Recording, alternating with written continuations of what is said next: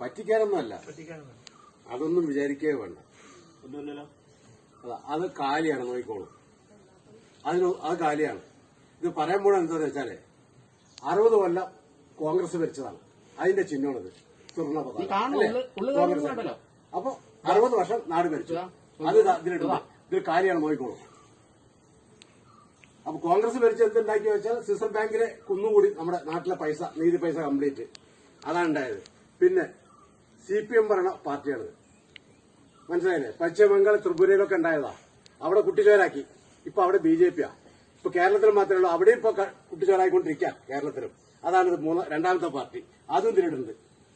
മൂന്നാമത് Indian മഹാരാജ്യത്ത് complete പടർന്ന് പന്തലിച്ച് നിൽക്കുന്ന BJP ആണ്.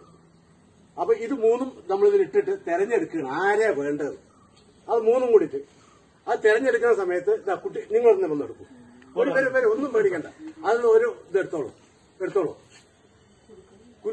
അങ്ങോട്ട് മുകളിലേക്ക്. ഇതാണ് നമ്മുടെ, ഇതാണ് പറയാൻ പോകുന്നത്. വേറെ ഒന്നുമല്ല. കണ്ടില്ലേ BJP? അത് കാലിയാ, അതിനൊന്നുമില്ല. ആ 3 പോയി ഗോവിന്ദ എന്നാണ്. അപ്പൊ നമുക്ക് വരാൻ പോണത് ഇതാണ്.